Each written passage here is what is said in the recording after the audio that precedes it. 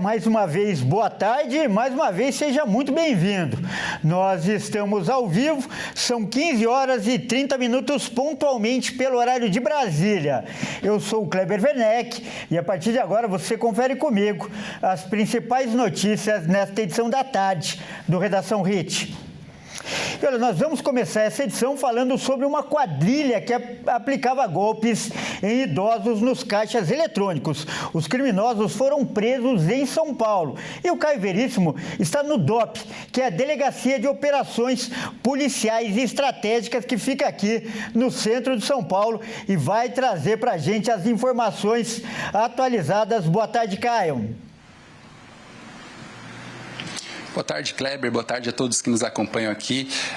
Bom, exatamente como você disse, 5 pessoas foram aí capturadas pela polícia nesta manhã, envolvidas nesse crime de agências bancárias, enfim, caixas eletrônicos, conhecido como chupa-cabra, né? Um crime que já tem bastante tempo, mas voltou agora ativa mais uma vez. A polícia conseguiu capturar alguns suspeitos.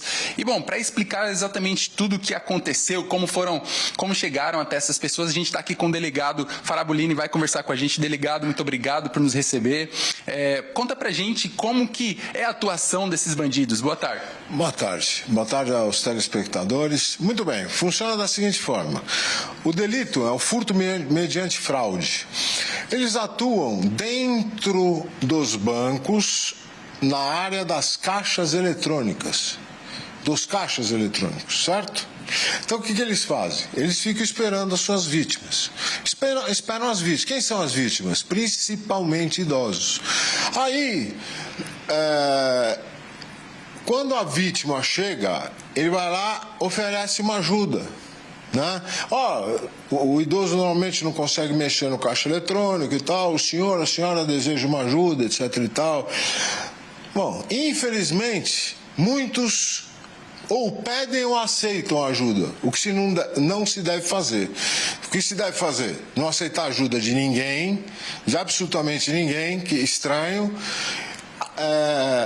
optar por ir ao banco nos dias de semana e não fim de semana lá, porque o banco está fechado e não há funcionários para atender os aposentados.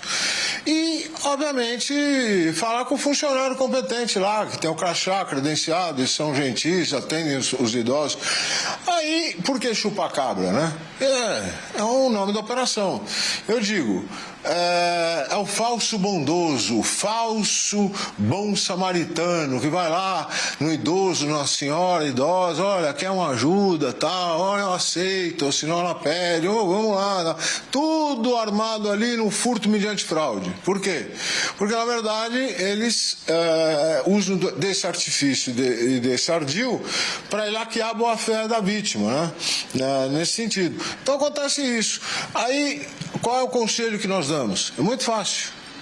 Não aceitem ajuda de estranhos. Vão ao banco em horário comercial, tenham paciência, peçam para um funcionário credenciado do banco ajudar. Perfeito, delegado. Conta pra gente como que vocês chegaram até esses criminosos, por favor. Muito bem.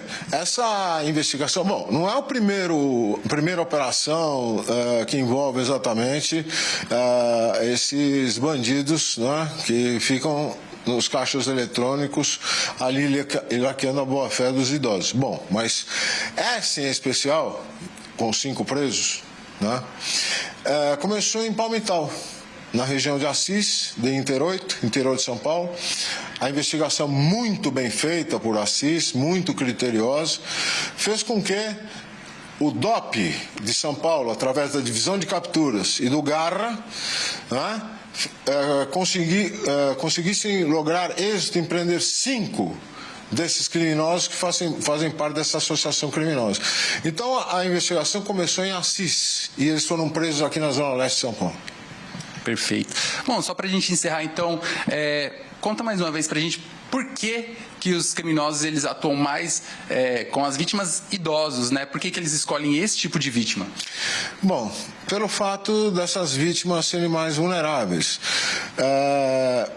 Não sabem mexer tanto na maquininha, apertar os botões, como acontece nos golpes de celular com idosos, é a mesma coisa, né?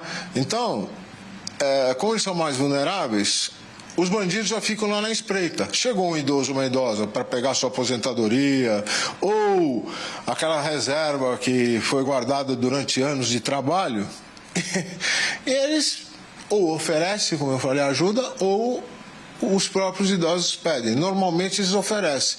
E a pessoa, na boa fé, aceita. Poxa, não, poxa, a pessoa está sendo gentil. Não está sendo gentil. Eu não estou falando de 100%, mas vamos lá. Não aceitem a ajuda de ninguém, senhores e senhoras que estão me ouvindo. Não aceitem ajuda de ninguém e não peçam ajuda. Vão no horário bancário, falem com os funcionários ou funcionárias credenciados pelo banco, porque senão são golpistas. E é isso. Perfeito, delegado. Muito obrigado pelas informações. É isso, Kleber. Como o delegado, o doutor, nos disse aqui, os criminosos eles atuam muito no fim de semana exatamente porque é o momento onde não há equipe, né, do banco ali, funcionários do banco. Então, esses criminosos atuam ali longe da vista da equipe que trabalha no banco.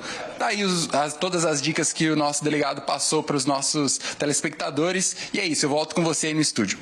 Tá certo, Caio. Muito obrigado por essa brilhante participação e parabéns para a polícia por tirar esses criminosos de circulação e também por essas dicas muito importantes para os idosos que nos assistem e também para os parentes, é claro. Vamos mudar de assunto agora para falar que o ex-presidente do INSS, Alessandro Stefanuto, foi preso em uma operação policial da Polícia Federal que acontece hoje em 14 estados. Vamos ver. A nova fase da Operação Sem Desconto, que investiga um esquema nacional de cobranças indevidas em aposentadorias e pensões do Instituto, cumpriu mandado de prisão contra o ex-presidente do Instituto Nacional do Seguro Social, Alessandro Stefanuto. A ação liderada pela Polícia Federal e a CGU busca localizar e prender suspeitos de envolvimento no esquema ilegal. No total, são cumpridos 63 mandados de busca e apreensão, 10 mandados de prisão preventiva e outras medidas cautelares diversas. As ações são cumpridas nos estados do Espírito Santo, Goiás, Maranhão, Minas Gerais, Paraíba, Paraná, Pernambuco, Piauí, Rio Grande do Norte, Rio Grande do Sul, Santa Catarina, São Paulo, Sergipe, Tocantins e no Distrito Federal. Estão sendo investigados os crimes de inserção de dados falsos em sistemas oficiais, constituição de organização criminosa, estelionato previdenciário, corrupção ativa e passiva, além de atos de ocultação e redução patrimonial. Segundo as investigações, Stefanuto autorizou, em 2023, a liberação de descontos indevidos nas folhas de pagamento de 34 mil aposentados e pensionistas.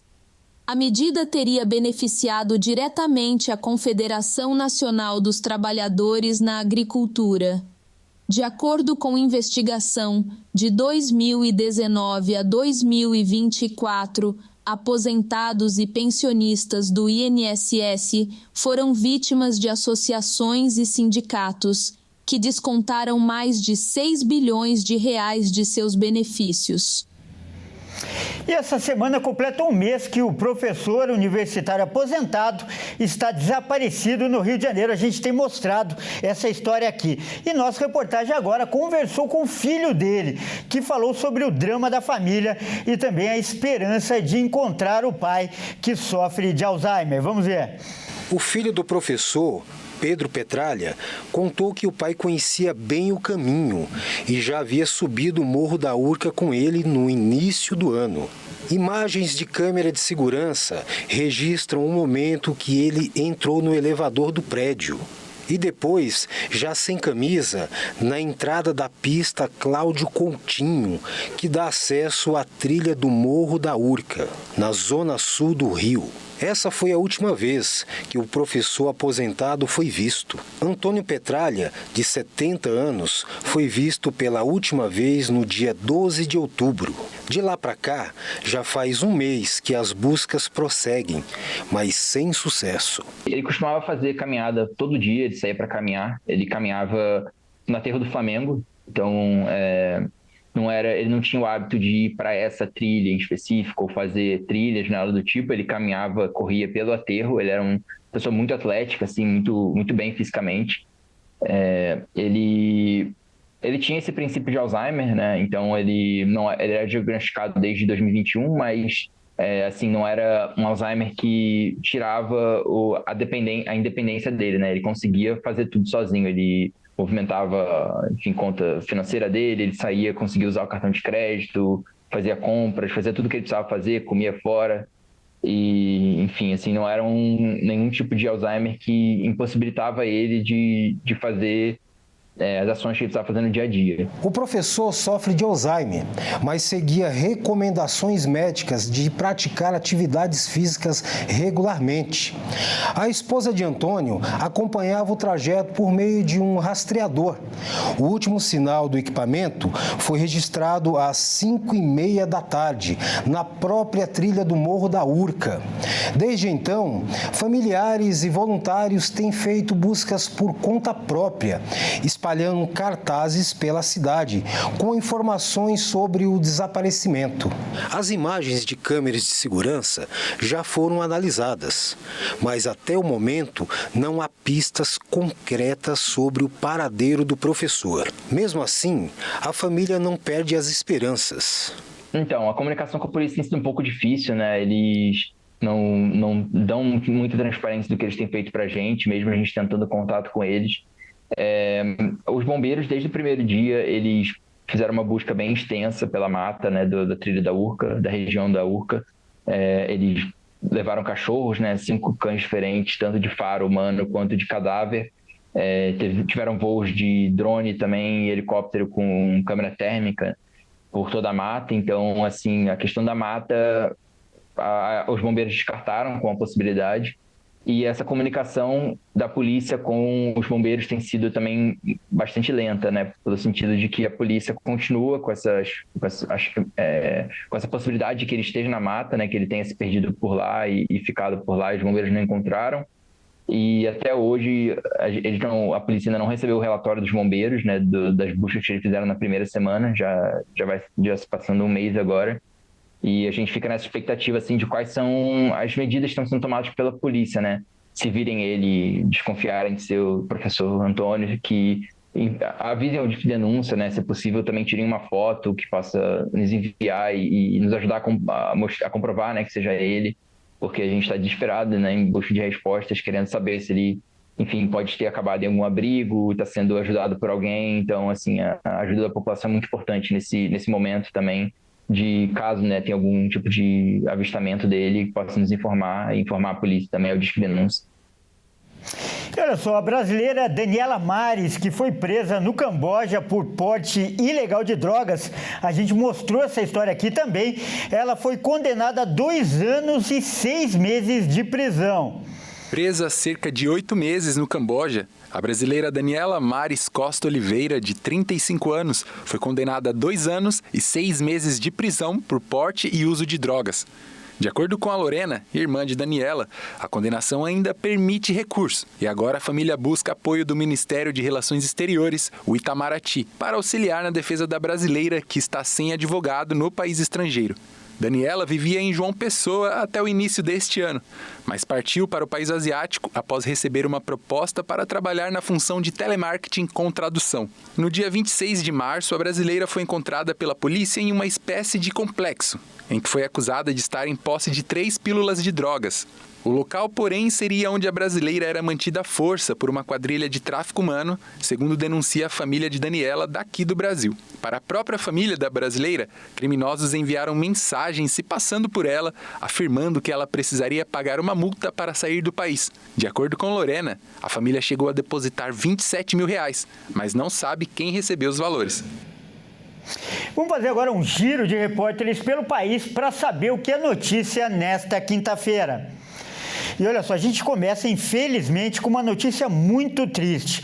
Uma criança morreu após ser atacada por um pitbull na zona norte do Rio de Janeiro. Vamos ver essa história, como eu disse, muito triste, com o Anderson Nascimento. Uma criança de 4 anos morreu na manhã da última quarta-feira após ser atacada por um pitbull em Irajá, na zona norte do Rio de Janeiro. O cão de 7 meses foi apreendido pela Secretaria Municipal de Proteção e Defesa dos Animais e levado para o Centro de Controle de Zoonoses. Segundo as investigações preliminares, o cachorro batizado de Henrico vivia na casa da sogra do tutor e a criança morta seria a sobrinha da namorada dele. O ataque teria ocorrido no momento em que o menino e um adulto entraram no local onde o cão costumava ficar. Durante a apreensão, o animal não apresentou comportamento agressivo. Ele foi colocado na caixa de transporte sem resistência e encaminhado ao CCZ, onde permanecerá em quarentena e será castrado e microchipado. O caso foi registrado na 27ª DP de Vicente de Carvalho, onde as circunstâncias do ataque e as responsabilidades serão apuradas. O tutor do animal, a mãe da vítima e outras testemunhas serão ouvidas. A tutela e circulação de cães considerados ferozes no estado do Rio é regulamentada por lei estadual. A legislação proíbe a importação, comercialização e criação de cães da raça pitbull e de raças derivadas em todo o território estadual. Também determina a esterilização obrigatória desses animais e exige o registro da posse na Secretaria de Segurança Pública. O tutor é legalmente responsável por qualquer dano causado e está sujeito a sanções civis, penais e administrativas. O descumprimento da lei pode resultar em multa, apreensão do animal e obrigação de reparação dos danos. E a Polícia Militar Ambiental do Mato Grosso do Sul autuou um homem por criar ilegalmente um sagui, o animal silvestre que é nativo da América do Sul. Vamos ver os detalhes agora com o Wellington Pael. Um homem foi autuado pela Polícia Militar Ambiental na cidade de Três Lagoas, aqui no Mato Grosso do Sul, por manter um sagui, primata silvestre nativo da América do Sul, em cativeiro sem a devida permissão. Ao chegarem à residência, os policiais confirmaram o flagrante. O pequeno animal estava sendo mantido em uma gaiola. O morador e tutor do animal informou que o sagui apareceu em sua casa há cerca de 3 anos, então ele decidiu criá-lo. A PMA ressaltou que manter o animal em cativeiro sem autorização do órgão ambiental competente, o homem estava em total desacordo com a legislação vigente. Diante da irregularidade, os policiais lavraram o auto de infração, aplicando uma multa de R$ 500 por manter espécie silvestre em cativeiro ilegalmente. Além da multa administrativa, foi lavrado também um boletim de ocorrência na esfera criminal. O sagui foi resgatado e será encaminhado para o CRAS, o Centro de Reabilitação de Animais Silvestres, que é uma referência para o resgate, tratamento e soltura de animais silvestres na capital Campo Grande.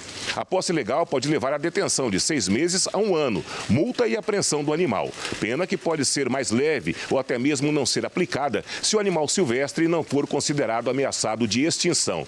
Se for, a pena pode ser aumentada. Para ter um animal destes legalmente, é preciso adquiri-lo apenas em criadouros comerciais devidamente registrados no IBAMA ou em órgãos estaduais e verificar se o animal possui nota fiscal, anilha ou microchip que garanta sua procedência e legalidade. E olha só, o dono de um mercado no Rio Grande do Sul foi preso em flagrante tentando, olha só a história, pegar alimento que foi jogado no lixo. O homem iria vender os produtos. Vamos ver com o Guilherme Souza. De acordo com o Ministério Público, que acompanhou a ação por meio da força-tarefa do Programa Segurança dos Alimentos, o proprietário do estabelecimento foi flagrado retirando de volta alimentos que haviam sido descartados pela fiscalização por estarem impróprios para consumo. E o que chamou ainda mais atenção é de onde ele recuperou os produtos, diretamente do caminhão do lixo. O episódio aconteceu na última segunda-feira na cidade de Selbar, no norte do Rio Grande do Sul. A tentativa de resgatar os produtos terminou com o comerciante preso em flagrante por furto. A identidade dele e o nome do supermercado não foram divulgados. Conforme o Ministério Público, entre os itens apreendidos estavam carnes, pizzas, embutidos, produtos de padaria, margarina, iogurtes e conservas. Além desse mercado, outros 2 também foram fiscalizados pela Vigilância Sanitária. Ao todo, a ação apreendeu 500 quilos de alimentos impróprios para consumo. E olha que notícia legal agora, a Câmara de Florianópolis aprovou um projeto que autoriza as escolas públicas e também particulares a usar a Bíblia como material de apoio escolar aí para os alunos. Vamos ver com a Michele Veiga. E através da Câmara de Vereadores de Florianópolis, capital aqui de Santa Catarina, um projeto de lei foi aprovado que determina que a leitura da Bíblia passe a ser obrigatória em escolas tanto públicas quanto particulares. De acordo com um dos trechos dessa lei, promulgada essa semana, teve 2 votações e ela já passou. Promulgada essa semana, que vai agora para a Prefeitura Municipal da cidade, para o prefeito Topázio Neto, o que ela diz? Que a leitura de trechos da Bíblia mostram a evolução e também como funcionavam as civilizações. Por isso, é de importância que ela seja lida e compreendida em sala de aula e seja tema de debate de diversas situações por volta dos meios escolares. Outro processo que tramita aqui em Santa Catarina, aí já para todo o estado, na Alesc, é que a Bíblia passa a ser distribuída para escolas públicas dentro do estado para todas as crianças. Esse projeto ainda vai estar tramitando, não foi em votação, mas está dentro dos trâmites normais da Assembleia Legislativa do estado. Portanto, trechos da Bíblia, a Bíblia passa a ser aí incorporada aos estudos na capital do estado para o próximo ano. E nós vamos mostrar agora uma história que aconteceu aqui no centro de São Paulo. Uma mulher entrou em trabalho de parto e foi ajudada por policiais para dar à luz dentro de um carro. Olha que legal essa história. E quem vai falar do caso e ao vivo, né, é a Bárbara Benício. Ela está aqui, vai aparecer aqui. Boa tarde, Bárbara. Seja bem-vinda ao nosso jornal. Boa tarde, Kleber. Que história impressionante, né? E olha, ele está aqui no centro de São Paulo, perto de onde tudo aconteceu, que foi na Avenida São João. E vamos dar umas olhadinhas nas imagens, rapidinho? Menina, maravilhosa. Olha, já tá abrindo o olhinho, já nasceu chorando e tudo. Passou o susto. Agora tá 100%, né, sabe? 100%, ó, já tá olhando pra gente e tudo. E os policiais que ajudaram, eles falaram que estavam em uma ação preventiva aqui perto da região, quando o pai da bebê, o Jonathan, chamou por ajuda. E aí eles foram pro carro e ajudaram no parto. E olha que coincidência, eles disseram ainda que eles tinham tido recentemente um treinamento de primeiros socorros que foi essencial nesse momento inusitado, né? E a mãe e a bebê passam bem, elas foram encaminhadas para a Santa Casa de Misericórdia e a bebê já tem nome, viu, Kleber? Ela se chama Jasmine. E eu volto com você aí do estúdio. Tá certo, muito legal essa história e mais uma vez parabéns aí para os policiais envolvidos. Vamos mudar de assunto agora para a gente falar de esportes aqui no Redação Hit. E quem traz as informações é o Bruno Buenos. Boa tarde, Bruno, entre em nosso estúdio. Bem-vindo mais uma vez, Bruno. Bruno, nos últimos anos, né, o Brasileirão tem alcançado uma média de público excelente, né? E esse ano, inclusive, não deve ser diferente. A torcida está comparecendo. Com certeza, Kleber. Os estádios estão ficando mais cheios cada ano mais. Uma boa tarde a você e também a todos que nos assistem. Faltando ainda 5 rodadas para o fim do Campeonato Brasileiro, essa edição já está no top 3 maiores médias de público da história do campeonato. Vamos conferir agora na reportagem as 5 maiores médias de público do Campeonato Brasileiro. O empate de 3-3 entre Atlético Mineiro e Fortaleza levou 39.246 pagantes à Arena MRV, o que contribuiu para a média de público do Campeonato Brasileiro alcançar a marca de 25.411 pessoas por jogo. Essa é a terceira maior média da história do Brasileirão e também de todos os torneios do país desde o Paulistão de 1902. O recorde pertence à Série A de 2023, com uma média de 26.511 por jogo. O segundo maior índice é de 2024, com 25.773. O público aumentou depois da 30ª rodada e parece seguir neste caminho. Ou seja, ainda há uma chance de o recorde de 2023 ser batido. Confira as 5 maiores médias de público do Campeonato Brasileiro. Em primeiro lugar, 2023, com 26.519 pessoas por jogo. Em segundo, 2024, com 25.773 pessoas por jogo. Em terceiro, 2025, com 25.411 pessoas por jogo. Em quarto, 1983, com 22.953 pessoas por jogo. E em quinto, 2019, com 22.601 pessoas por jogo. Bruno, a situação do Santos realmente não está nada boa, né? E hoje parece que nem o Neymar escapou das cobranças, Bruno. Pois é, Kleber, tá bem cobrado lá o camisa 10 do Santos, viu? Faltando poucos dias para um dos jogos mais importantes do ano santista, torcedores protestaram em frente ao CT Rei Pelé, onde o Santos treina, mas com um alvo específico, como a gente já disse. Uma faixa foi estendida com a seguinte frase: Neymar, vamos só jogar bola. O camisa 10 tem sido alvo de críticas após a derrota do Peixe diante do Flamengo no último final de semana. O Neymar foi substituído e saiu discutindo com o técnico Vojvoda e tem sido pressionado por parte da torcida até então. É o Santos que volta a campo neste sábado para enfrentar o Palmeiras. Neymar deve ser titular e vai com sangue no olho para dar uma resposta a todos. E vamos acompanhar esse grande clássico aí do final de semana. Com certeza, Bruno. E Bruno, o Brasil continua a preparação em Londres, né, para enfrentar Senegal no amistoso. E mais uma vez os jogadores, como é de praxe, concederam uma entrevista coletiva. Quem falou dessa vez? Exatamente, Kleber. Dessa vez, o jovem Vitor Roque, que está de volta à seleção brasileira, cedeu entrevista e falou sobre vestir a amarelinha novamente. Às vésperas do jogo entre Brasil e Senegal, a CBF realizou uma coletiva com alguns jogadores. Um deles foi o atacante do Palmeiras, Vitor Roque. Durante a conversa, ele falou sobre a importância do seu retorno ao Brasil. Eu acho que eu fui para a Europa muito cedo também. Aprendi muito. E, claro, penso da mesma forma, voltar ao futebol brasileiro não é o passo atrás, muito pelo contrário, às vezes tem que dar um passo atrás para dar 2 para frente, né? E o Luiz Henrique foi a prova também, que voltou, ganhou títulos, e espero seguir o mesmo passo, voltar a ganhar títulos também.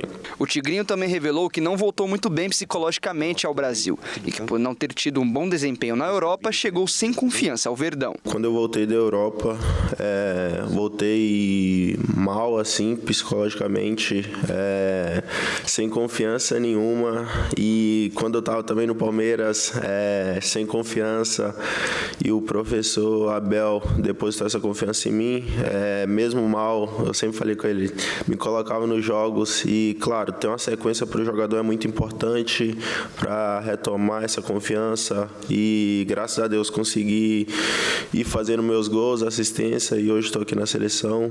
Eu sempre falo que é um sonho realizado e estou muito feliz de estar aqui. Esta é a segunda convocação de Vitor Roque para a seleção brasileira. A primeira foi em março de 2023, quando o técnico interino Ramon Menezes o chamou para um amistoso contra Marrocos. Bom, Kleber, por enquanto é só. Uma boa tarde a você e também a todos que nos assistem. Até mais. Muito obrigado pelas informações, Bruno, e até mais. Essa edição também fica por aqui. Obrigado pela sua companhia. Ótima tarde e até mais.